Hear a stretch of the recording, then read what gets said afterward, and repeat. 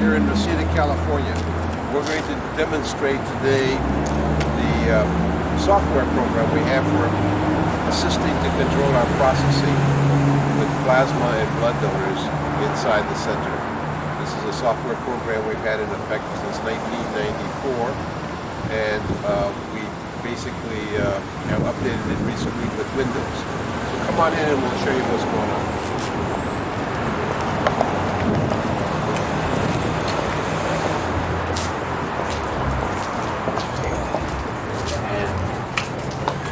Then I excuse me. So here at the front desk is our registration station. We have a flat screen monitor and a keyboard behind the desk to call a donor. When we first get a donor come in, each donor has got a BCM number assigned by the computer. And all we have to do is add in the BCM number. The number is listed right here above this photo, and that'll pop up all his information for registration. The other information that's included, of course, is the date of birth and the address, phone number, certainly the social security number, or any other identification that's considered positive in the United States. A passport number would be in lieu of a social security number. In every case in the U.S., we have to make sure that the donors have local residency, so that's part of our problem too. We have official residency entered in this computer, and when we change it, we change that. If they change their name, for instance, ladies, we have to make sure we have both names in the computer to exclude the last name. So this is the beginning steps of the use of the BCMA. To add everything in there for new donors is done at a different station. So when donors come back, they are already in the program in the BCMA. You can see the picture right here. This is the picture of this last donor in. Last name Lee, first name Dale. And when we continue on from here, we can go on to screening booths. So the donor gets his finger stuck, he has his weight taken, and we check his ID, we ensure his time is up. The computer also keeps track of all time rejections, twice in 1 week for USA, or twice in 7 days, considering at least 2 days between donations. So the other factors that are important on timing are when was the last physical exam, when was the last SPE test done for the total proteins and the variety of proteins. And the weight loss. And the weight loss. That's one of the more important ones, because the weight loss is a subtle indicator of illness, and particularly AIDS. So if you have a 10-pound weight loss that is unknown, we can track that. That has to be measured for 2 months. So you can see all the timing problems are very complex, and the staff have to check a lot of things manually. The computer assists this. It pops up whenever the timing is too soon for it to know. Screening booth, we have another monitor, and we put in the donor's BCM number on his chart, and it pops up his information. We can check national according to our chart, and then we can go on and add the screening booth information to the details. Right now it's in donor registry. For us to change from donor registry to screening, we just access the top. No, just Can you demonstrate how we're going to change it to screening? Okay, this is the register. It's already registered. So this is for the screening. You enter the BCM and enter all the information of the donor. So you add in his temperature, weight, etc.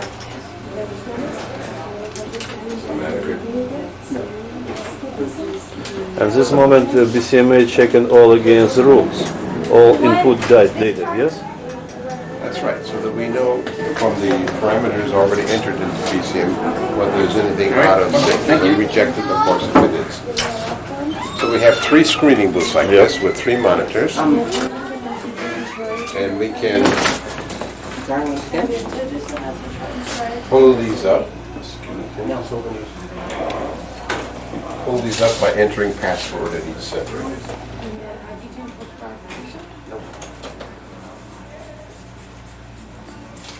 So screening again, is this donor in? And each person has access assigned depend of his personal duty. So you see under service we have registration. Is he already in there for registration? No, this is a new donor, so it's registered already. So he is registered? He is registered. So we can go straight to screening, right? So let's go back to screening. Close this. Go to screening. And his number is what? 19986.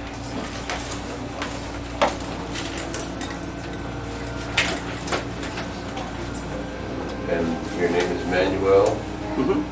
Manuel Mejia. So all you have to do is add in his information. We can repeat that with each donor at each station. As you can see, you have another station here. Come on out this way, Sasha, and we'll show them what the processing room looks like. What about control desk? Oh, that's right. Control desk is another station. Step through here. Here is control desk window. Door. The control desk station is where we do a lot of extra work for new donors. So this station allows us to do a input for the first donation. This is particularly showing the donor's previous donations. To print out personal card, as you see, the small printer. I'm sorry. Sure. Here is And printing personal cards. To get all kind of reports we need. so for service for registration for first time, it opens up a blank screen like this. We add the donor's geographic, demographic information, and then it also will check automatically if he's in the computer from the state donor deferral list, which is provided, updated electronically every 2 weeks from the state of California. Not every state in the U.S. does this, but several do, and this is something we can do electronically now by computer. So there's something like 350,000 people in the state list, We are right now. and it's very difficult to do this manually, but we can do it on microfiche manually, but the computer is much faster. In general, the control desk is for new donors, and it allows us to work in one small area to check this previous in-house reject cards, which are temporary, and also for the computer program and all the paperwork that's required to also check with other centers. For instance, we have 2 centers that we are within 20 miles of us, which we will check by fax machine to make sure that the time is not up or the donor is not temporarily rejected somewhere else. That will enable us to, this is only done with US FDA licensed centers, so all information is confidential and has to be controlled by private phone line only. In general, is keeping track of every new donor and with their picture. So we take their picture at front desk, and their picture is added automatically to the BCMA assistant, so we can add that to their folder with a small printout machine, as you see. Okay. After screening in the screening booth, the donor goes to the donor room, and in the donor room we have PCS2 machines. The charts are controlled from the front desk, where the staff can pick them up in this window right there, and they call the donor in through here and find an empty bed. Donor room has pleasant conditions with windows and television, and the donor gives, and then the processing is completed in the small window here. The product goes into processing area. So behind this window is a processing area where units are sampled and product is documented before going into storage in the walk-in deep freezer. I'm recording. So the units come in through the window, and show how we did this with the scanner. Using barcode reader, Takes the scanner. and all information about this unit already tied to the lead number assignment at the front desk. So the donor's name is even available, and information for the weight is added here, Type of product have to be prepared. and the number of samples and the kinds of samples would be indicated for each program. So from the lead number that's pre-printed and assigned with barcode, we can program into the software what kind of samples and what kind of storage conditions are necessary.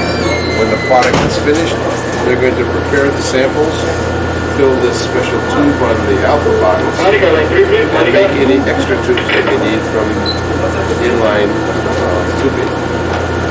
Samples are stored separately and tested in the lab, usually sent out the same day by FedEx, and then the unit is completed, documented, recorded, and put into storage for freezing within 30 minutes.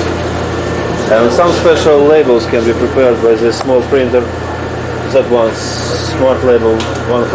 Right. We can add a variety of special QC things to special programs. We could even add the name of the person who processed the unit on a special label to add to the label. As a second level of control.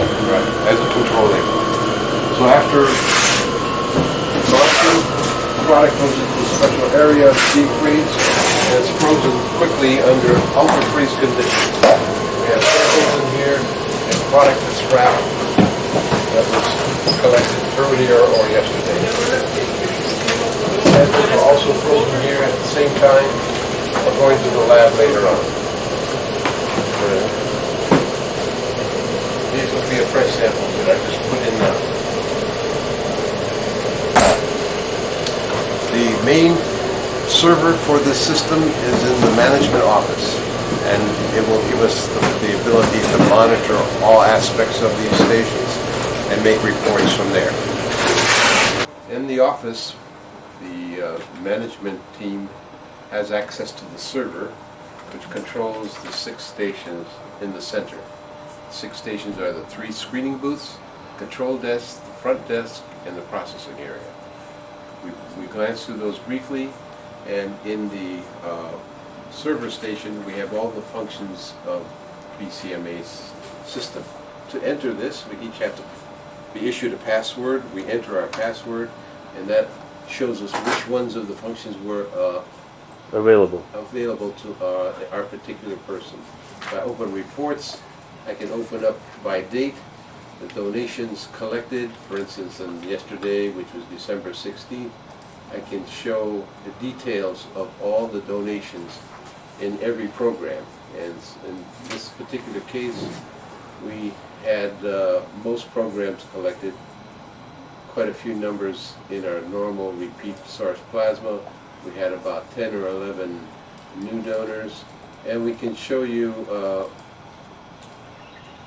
back to the dates. We can show you a summary of what we did yesterday by changing the selected type report. And the summary for yesterday showed we had 220 donors, which I thought was a slow day. Was that right, Billy? 220, we must have been very busy in the afternoon, evening. In the morning it was slow. So we had 161 repeat donors. We had a number of new donors. It looks like about 10. And then we had some blood donors, which we get to serum off the clot. This is an interesting report for each day. But the main purpose of the station is adjustment and preparing of shipment and Right. adjustment of all rules the facility works. Right, so under manager, we have product support, various kinds of information, like for instance, under staff, we'll have the person that can be selected as responsible person to make the finest decisions in the BCMA. And if there are any errors or problems, that person has to be called. So in general, under manager, we have default values. For instance, we can do the main properties. Oh, we didn't assign them, I must have defaulted that one. Let me get the responsible person back in today. Okay, we'll save that. So under manager, under default, main properties, it shows facility, common properties, donations, messages, screening, different programs. Under different programs, we've got many listed Red here. screen, Anti-D, CPD, flashing. EDTA. This means that main adjustment we can do it just here. Right. It's a, So, a special station. And product shipment and product, yeah, has product testing, primary prosody. treatment, test results, treatment. And We add the bleed number in to look into each unit. And the testing treatment is under, it means that this station especially for management. we can track donors here. We put their name in, you can see the number of donations they had. This donor is a very repeatable donor for many months and years even. And his last, and the fact that he was now excluded because he became HCV tested. Mhm. So, in general, this support station saves all our work. We have a double drive, mirror imaged, and also a CD rewritable disk for Like a backup backup? automatically. And it's a very strong system. We have sometimes power failures for a brief time, and we have to have APS or battery backup for each station. But we have not lost data on this since we renovated it in December of 2001.